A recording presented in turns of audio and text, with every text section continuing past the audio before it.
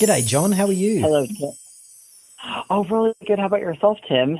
I'm really, really well, and it's fantastic to talk to you because you're a contributor to our YouTube comments usually, aren't you?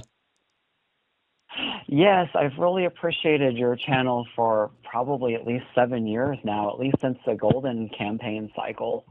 Oh my goodness, you are a glutton for punishment, John. That's amazing. 7 years.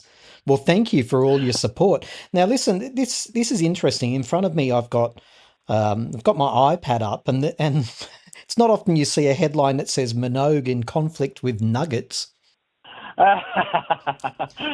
Well, I guess we're living in kind of a surreal reality over here anyway, so it's just another piece of the whole puzzle, isn't it? Yeah, yeah. The United States has all kinds of crazy stuff going, and now Kylie's in a fight with the Nuggets. Tell people what are the Nuggets for those of the people listening who have no idea.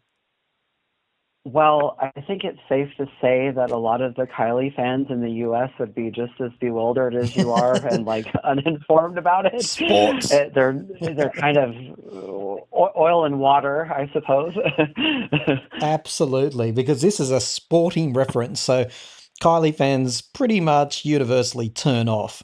What is it though? Is it baseball? Is it American football? It's basketball, I believe, Oh. and this is the playoffs, peak time of the year when all of that's wrapping up, I guess.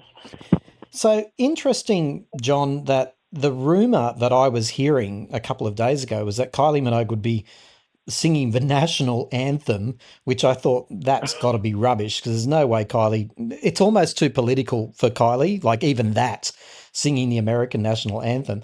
But now we've come full circle. The announcement made literally an hour or two before you and I have spoken that, yeah, Kylie won't be playing Denver because of a scheduling conflict, apparently. And what I'm reading here is that the contract that the NBA have with this venue is that they will always have priority scheduling at this time of year. So Kylie loses. Yeah, it's not like Perth this time when I believe there was a similar situation at the launch of the tour where she prevailed. But here, it's my understanding that the way her concert tour was bundled here, maybe she didn't have the choice of which venues she would be performing at. It was probably just like a set of places because I was really surprised when Denver was part of the itinerary in the first place in a way. Yeah, I didn't know there was a potential scheduling issue in Perth. I had no idea about that. Bloody sports.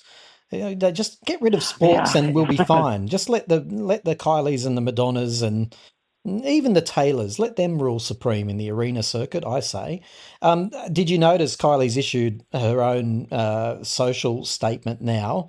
And it's just so gracious. Take a Yeah. note, celebrities, take a note.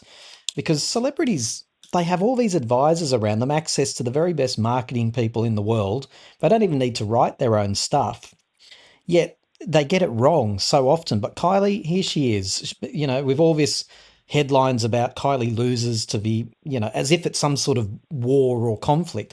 In fact, she's just said can't do it. It's a shame. And then she wished them good luck as well. Like she's Yeah. so gracious. She's the ultimate branding exercise for all of us, I think. I think that's why I've hung on for so long, too. Sometimes working in the marketing field, I just really can see the value in her gracious attitude, as you said. But she always takes the higher road, doesn't she? When you think of Right. the Kylie Jenner, like even there, she put her toe over the line, but she retracted it sort of later and said there was a bit of legal speak that she didn't write and didn't have a hand in. But she always takes the higher road, and it's just she can do no wrong. Oh yeah, I totally agree. And regarding that legal battle, I noticed at the concert in Phoenix the way her name is stylized. It's Kylie, period. And the thought crossed my mind if it has anything to do with the legal battle she had with Kylie Jenner. Oh. Oh, I'm so glad that you mentioned that because my recollection is they resolved that legal feud, if you want to call it that, that legal dispute by Yeah. saying that Kylie's words were Kylie is trademarked hers in most of the world except for the United States. Are you saying that in the United States you're seeing a full stop, a period, literally there after the word Kylie? Yeah, Kylie, period. And, with the two banner type projections that show before she actually comes on stage. Oh, listeners, you might think that this is trivial. It's not at all. I think that's absolutely something to look out for. In fact, listeners, write to me at time to talk australia at outlook.com if you've noticed in the United States there's a period, a full stop, as we call it here in Australia, and if Yes. there's not a full stop in the rest of the world. Because my recollection in Australia, and looking at the photos like I've done many times, I'm sure there wasn't one. So that's fascinating, isn't it? Oh, yeah. I wasn't sure if it was the case elsewhere, but it stood out to me here. And with Kylie, as you know, it's like every nuance has some sort of backstory to it. And every time she makes some kind of transition, there's a purposeful progression in whatever she does. Absolutely. The listeners will think I'm quite strange for being so hung up on punctuation. In fact, it's by coincidence. Only yesterday I passed a butcher shop here in Australia and it was called Farnham's Butchery. And I took a photo of it and I sent it to my daughter and I said, where should the apostrophe go? Of course, she didn't know. To my shame, that's my fault. But that's how obsessed I am with punctuation. And I have never seen a full stop after Kylie. I'm positive of it. Never. So that's fascinating that you've got one over there. Now, listen, I'm boring you to tears, John. You went to the Phoenix Oh, not at show. all. You went to the Phoenix show, and I'm dying to know what you thought of it. Well, as I had mentioned in some of our correspondence, the last time I saw her, the first and last time before now that I saw her, was during the Showgirl tour in Paris in 2005. So I had a lot of comparisons with that experience because I find that a lot of it is to do with the world changing more than her. But I would say that if you just look at her performance alone, it's just down to a science. It's very much like just every moment counts. She's really giving it her all throughout the show. I can't find fault with the set list whatsoever. And I don't know if she continued doing dancing as a full version, but the Phoenix show was the second show that she did that, and I think it went over pretty well, though much of the audience didn't really seem to know that content as much as they knew disco. Yeah, I'm telling you what, one thing I've noticed about these shows in the United States, and I was speaking to someone just a few hours ago from your lovely country, and they said the same thing. They said they loved the disco tracks. In fact, he said that he always knew about Kylie, but he became a super fan because of the disco album, was what tipped him over. Disco it didn't chart over there, but it's had an impact, hasn't it? Yeah, I think it's had some longevity, and that's where she really established herself as a streaming artist in so many ways. And like in addition to that, I preparing for your call, I kept thinking 2 years ago today, all of this really would have been unthinkable, even with disco under her belt. It just everything has changed so dramatically for her for the better. Oh, I couldn't agree more. Like she had success with Golden, but then Hmm. she had even more success. I noticed Disco did outsell Golden. I just confirmed that to myself yesterday. But none of us could have anticipated this what Tension did. Like I always knew she'd come back with another big era. I was very confident that would happen. Hmm. But unlike the Fever era, this is so different. It's just so maybe the charts and the sales and all of that aren't as high. And maybe the song Padam isn't as prolific as Can't Get You Out of My Head. but there's something that I've really struggled to put into words that's deeper here. It's the affection, it's the respect, it's the, I call it Yes. the weaving of Kylie into the American fabric is just so much more profound than in 2001. Would you agree as somebody from the United States? Oh, yes. And also, Tajam did not chart here. I think it has a lot to do with like the radio, like having to pay to play, basically. But I do believe that Padam Padam was just certified as gold over here as well. So that makes it her third most successful song here. Wow. Wow. Yes, I saw it went gold. Yeah, absolutely. You mentioned there in passing that you went to a show in Paris, which I think you said was Homecoming, right? Or Showgirl.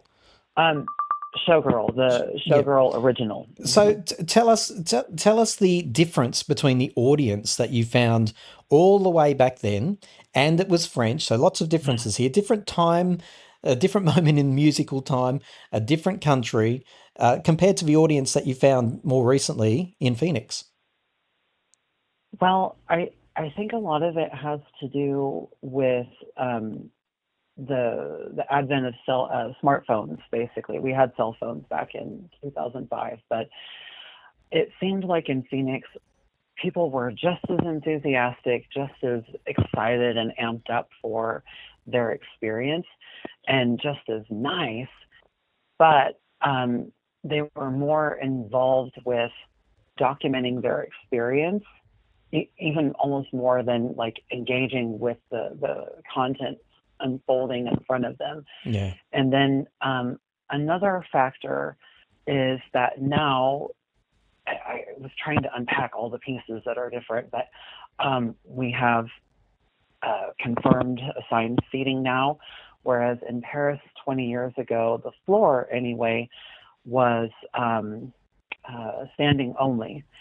So we queued for hours and we um, engaged with respective fans in the line. Yes. I had an extra ticket in Paris, and I almost caused like a riot with a scalper, a French scalper who started like shouting profanities over negotiations and stuff, and I never ended up selling it. But in the midst of all of that, I met Australians there, and they were kind of the glue that held things together because not just to flatter you, but also like I think the British and Australians are the only ones that can really, to their core, feel Kylie at a, like the deepest level, because Americans are kind of they love the material, but they didn't experience it the same way and have it unfold the same way. Yeah, well, certainly here in Australia, I think one way of putting it would be she's part of our family, and we all know members of our family the best. We know where they've come from, we know the trials that Hmm. they've experienced, we know who they really are and what they present to the world. We know the truth essentially when it comes to Kylie. So you're right, and equally valid though is the perception of a newer fan, like probably someone in the United States, who are just going, wow, how am I just discovering this person or rediscovering this person? Can I just, I'm really sorry to interrupt the flow here, but can we go back to that scalping story where you almost caused a Oh, riot? What happened? Did you sort of hold up a ticket above your head and go, yo, look what I've got? I can't even, it's hard to remember because I mean, it's almost 20 years, give or take a couple weeks apart. It was the end of March 2005. But somehow through the grapevine, I made it known that I had this extra ticket that I wanted to sell. And the French um, so-called comrades were kind of like trying to help me facilitate the sale. And the aim of the scalper wasn't really to resell it. He was saying in French, and then it was translated back to me, that he was going to do a bootleg recording of the concert and I would be first in line to get the recording of that. And I don't know, it was just getting a little too hairy for me. So I just cut on the ticket. So you didn't end up selling it. No, perhaps I should have. It would have made a Je more ne sais pas enticing story, but pourquoi. yeah, exactly. And then the other, I mean, I made lasting bonds from that whole experience because one young lady from Perth let me stay in her flat in London, and like I just made some friends in that line and ordeal, and also hung out with people afterwards. Whereas this time in Phoenix, I really just couldn't establish a connection with people the same way that I had in the past. Oh, and see that you're speaking to a broader issue, right? I mean, a lot of musicians, I don't particularly like the way that they handle it, but there's a lot of musicians who take issue with the idea of mobile phones. I have to agree to an extent. I Yeah. sort of tend to, I mean, I took photos and little snippets as well, I must admit, but I really want to immerse myself in the experience.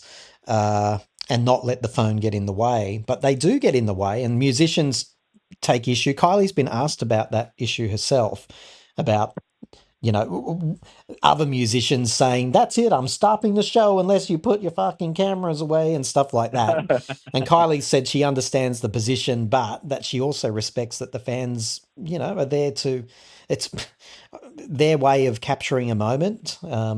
But your point is slightly broader than that. It's that it's interrupting the connection between the audience themselves. Somehow, yes. And then also, there were some other like little pieces of things that surprised me that aren't necessarily connected. But in Phoenix, I was really surprised at the number of VIP ticket holders there were. There must have been 300 people queued up for that. And then on a more shocking contrast, um, I'm 41, and I would say that the audience median age was probably 5 to 10 years older than me, even though every demographic was represented. But so many of the older audience members were getting drunk, and the gentleman who was standing beside me stood up on his chair, nearly fell down, and spilled beer all over this lady in front of us uh, with her handbag, Mm. and was running to the bathroom and missed half of the concert even. So Oh, that was kind of surprising for me. wow. So were you in the VIP section? No, I had a floor seat. I was at the back of the floor, Yeah. very near stage B. Um, all the more reason I was surprised Yeah, at this yeah. I kind was of behavior. Yeah. Wow, that's really interesting. So, I mean, on one hand, as I listened to that, I think, well, they were so excited that they wanted to sort of almost celebrate with a drink, but they've gone overboard. So you saw quite a few people who were, being, drunk, you said. Like, is that what you saw?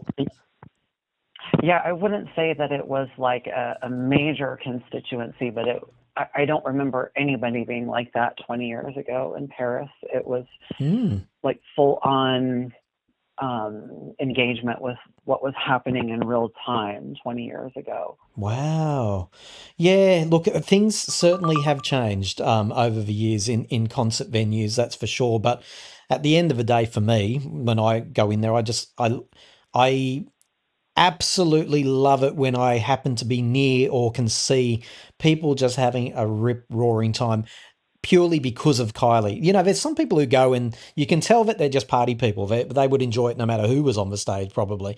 But at a Kylie concert, it's very different. That they're there because they admire her so much. So generally speaking, though, and to wrap up, John, what did you think of the show?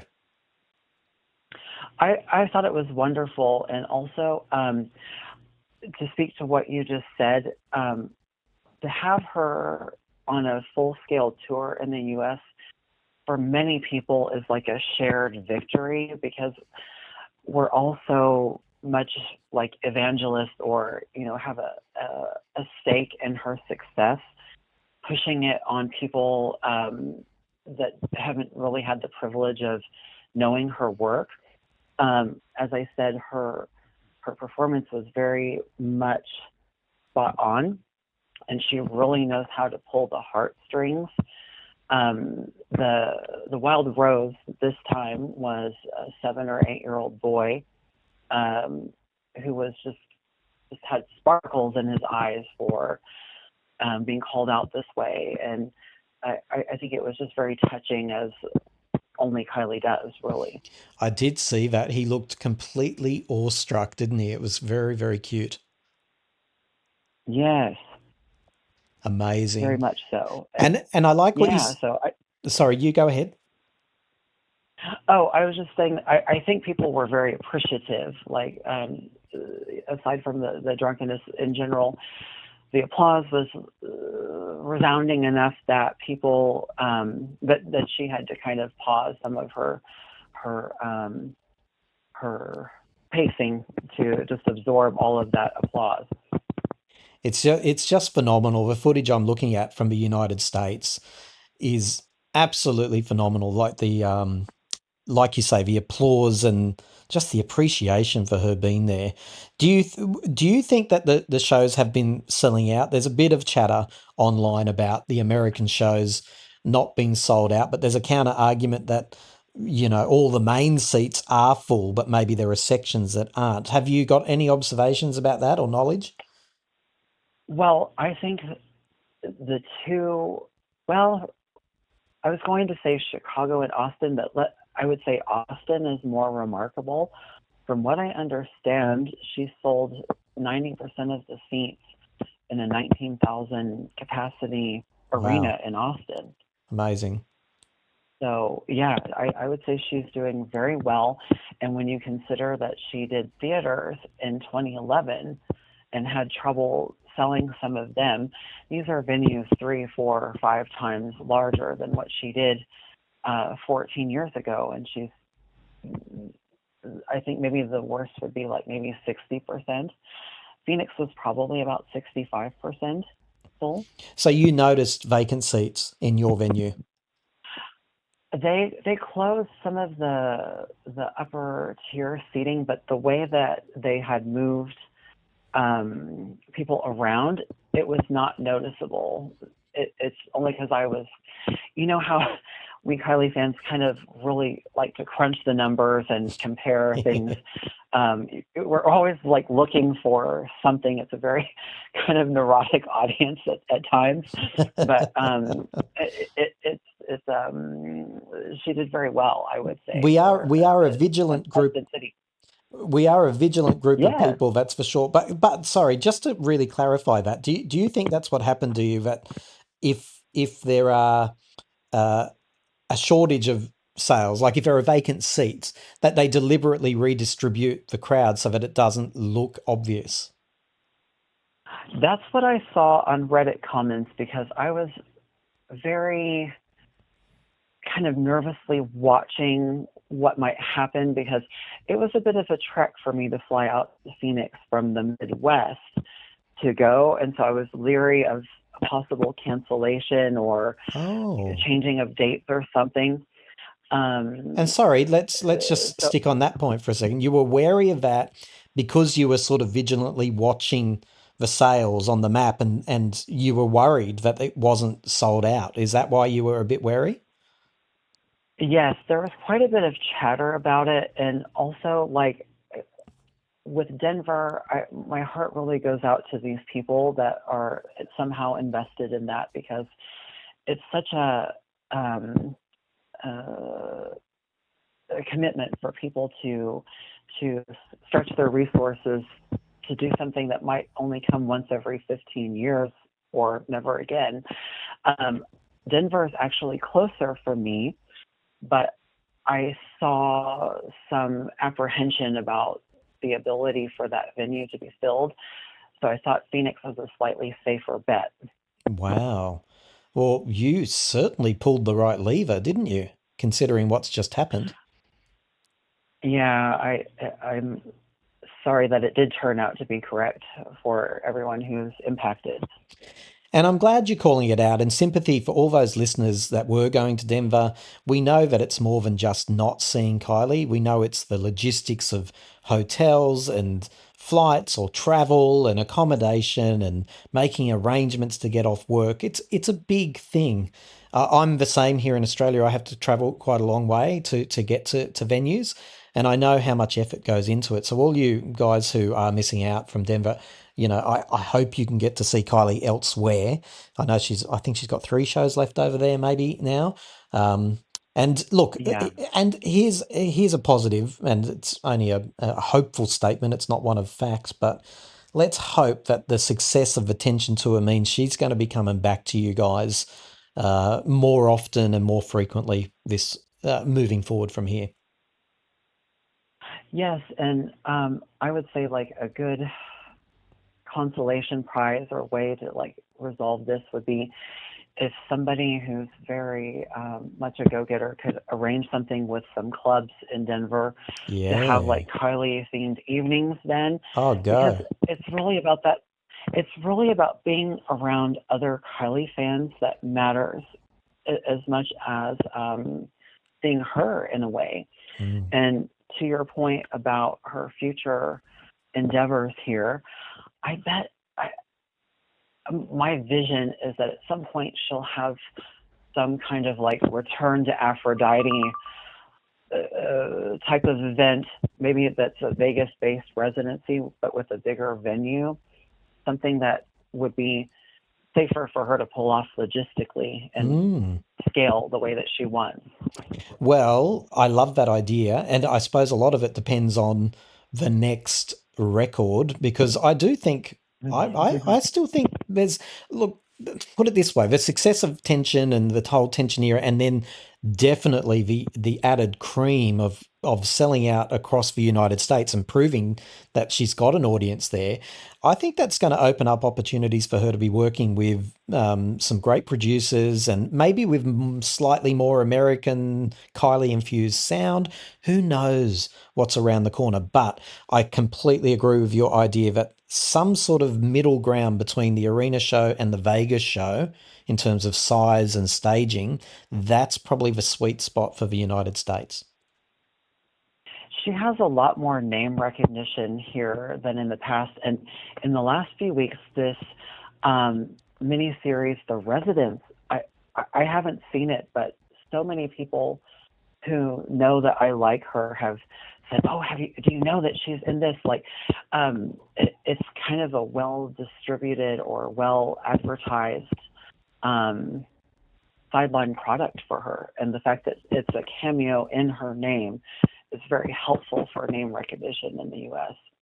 Yeah, and I have seen it, and I am really blown away by how much of a favor this has done for her. Because I think the show's, it's fine, it's nothing special in my opinion, Yeah, but the fact that the storyline revolves around this icon, and there's almost this assumption when you're watching it that you'd know who Kylie is. Oh my God, she's at the White House, and it's sort of it's sort of reinforcing this idea that she is part of American culture. So. It's amazing. yeah. Listen, John, it's been incredible talking to you. You sound like such a beautiful soul, I have to say. You've got a beautiful energy Thank about you. you. And I'm so excited that you got, I really am. I always say this, but when an American fan who, in your own words, I think previously you sort of mentioned that you're almost missionaries for Kylie in a way because of the territory you're in, you really have deserve this show through and through. So I'm so thrilled that you got to see Kylie in your homeland at an arena, full throttle, full scale. Well, Tim, thank you so much too. I appreciate your gracious manner with everybody that you've ever had on your show in these 7+ years. You have such an eclectic collection of people that you allow to be into that space and have created something really nice that is very heartwarming for everybody who drops by. Well, that's lovely to hear because not everyone feels that way. Apparently, I'm a controversial figure, which is hard to reconcile because I don't feel controversial at all. So it's lovely to hear those words. Thank you so much. John, it's been a pleasure. Thank you, Tim, so much. Have a good start or good lunch period, I guess, for you.